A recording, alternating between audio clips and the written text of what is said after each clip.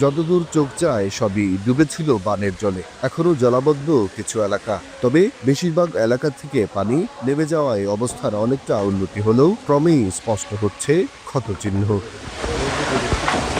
পরশুরামের পশ্চিম Walker এলাকাবাসীর সঙ্গে নদীর বাঁধ রক্ষার কাজে যান মাসুম ও মাহফুজ।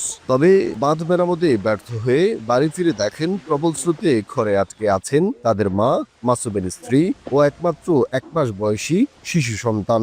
আমরা এক বুক পানি দিয়ে নদীর বাঁধ থেকে আসা লাগছে, এসে আমার 1 মাসের শিশু বাচ্চা ছিল ঘরে, আমার 2টা ঘর তলায় গেছে। ওই ঘরের দরজা ভেঙে তাদেরকে উদ্ধার করে আমার মেজো ভাইয়ের ঘরে উদ্ধার করে নিয়ে গেছে। নতুন নতুন কাপড় চোপড় সব নষ্ট হয়ে গেছে অর্ধেক করে পানির ভিতরে। আমার ফাঁকের ঘরে সব হাঁড়ি পাতিল নষ্ট হয়ে গেছে, পানি নিয়ে গেছে। গেল সপ্তাহে ভারী বর্ষণ ও উজানের ফলে বন্যা নিয়ন্ত্রণ বাঁধের 41টি স্থানে ভেঙে আকস্মিক বন্যা সৃষ্টি হয়। বৃহস্পতিবার থেকে বন্যা পরিস্থিতির উন্নতি হলে প্রাথমিক ক্ষতি নিরূপণে কাজ শুরু হয়। সরকারি হিসেবে জেলায় 2300 পুকুরের অন্তত 8 কোটি 13 লাখ টাকার মাছের ক্ষতি হয়েছে। ডুবে গেছে 7000 হেক্টরের ফসলি জমি।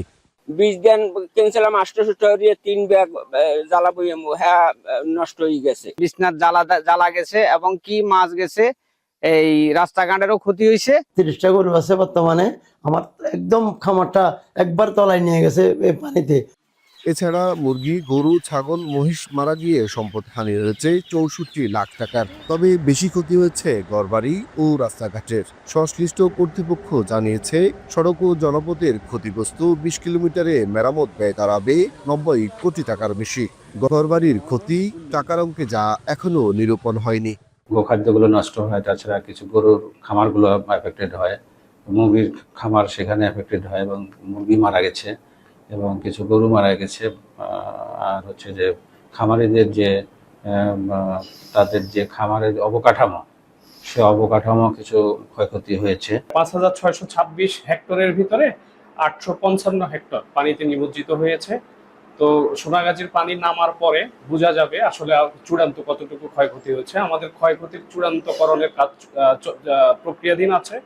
এবারের বন্যায় 9000-এর বেশি মানুষ জেলার 150-র বেশি আশ্রয় কেন্দ্রে যায়।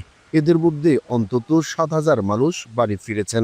নিত্য ব্যবহার যে সমস্ত খাদ্যগুলা আমরা দেব। পরবর্তীতে এই অঞ্চলে আমাদের মেডিকেল ক্যাম্প অথবা ডেন্টাল ক্যাম্প, শিক্ষা উপকরণ বিতরণ, এই ধরনের কর্মসূচি আছে। প্রতি বছর বর্ষা এলেই নদী তীরের বাঁধ ভেঙে ডুবতে হয় ফেনীর উত্তরাঞ্চলের 3 উপজেলার লক্ষাধিক মানুষকে।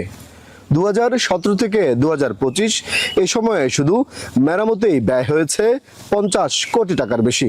প্রতি বছর কোটি কোটি টাকা সরকারের গচ্ছা গেলেও মিলছে না সুফল।